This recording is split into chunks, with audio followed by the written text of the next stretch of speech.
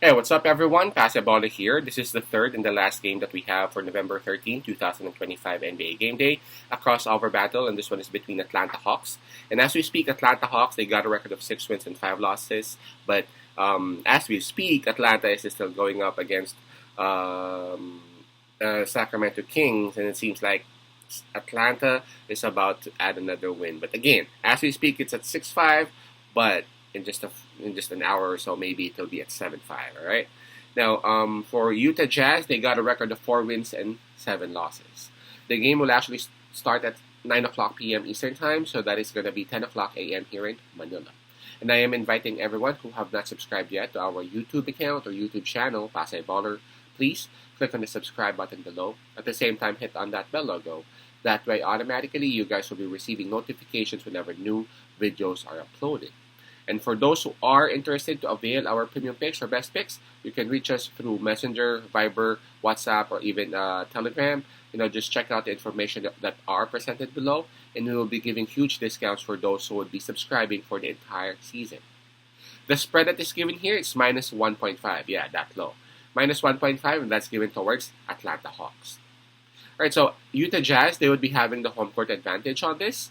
And in terms of fatigue, it will be Utah who would also have the advantage as, again, as we speak, Atlanta Hawks, they're still even playing.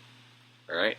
Now, in terms of momentum, well, Utah is also coming off a win, but Atlanta seems like approaching this game, they will be on a 3 game winning streak. I'm just assuming that Atlanta is about to uh, add another win because as we speak, they are up by 33 points against Sacramento Kings, right? So, seems like approaching this game, Atlanta Hawks will be on a 3 game winning streak. So I gotta say that even though both teams are coming off wins, Atlanta has the advantage in terms of momentum. Now let's go ahead and take a look at health and availability. For Atlanta Hawks, they are still missing Trae Young, and they are also not having Jurisic. Jurisic? Not sure if I'm pronouncing it right. Nikola Jurisic. I don't know. And for Utah Jazz, they won't be having 4 players. Georges Niang, Walker Kessler, sadly, is out for the rest of the season. Taylor Hendricks and Kyle Anderson. So it will be Atlanta Hawks who would have the advantage in terms of health. All right, this one's gonna be tough. It's always tough whenever Utah Jazz is actually playing. Why? Because Utah Jazz, if you would take a look at them in paper, they are like one of the weakest teams. But as you can see, they have actually pulled up lots of. They have actually had 4 wins already, and they've just played like I don't know 10, 11 games, right? So, and some of the losses that they had are close games. So it ain't like Utah is actually performing the way lots of people have expected them to be losers, and even though Walker Kessler is out for the rest of the season, man, they are still doing good, and this is thanks to Markkinen and their point guard, their young point guard. Both are actually averaging more than 20 points a game, and they have actually accepted the roles that are given to them, leaders, stars.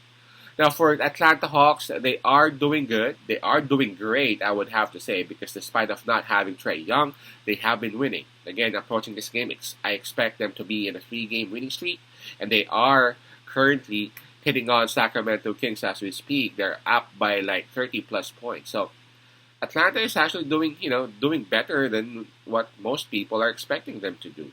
I have to be honest. I was expecting Atlanta, to struggle big time when Trae Young got hurt. But again, they're doing the opposite. So this one's gonna be tough because just like what I said, Utah, you just don't know what to expect. What to expect whenever they play. Sometimes they really look like they are losers, but sometimes, man, you just can't. They just don't stop playing and they just don't stop balling.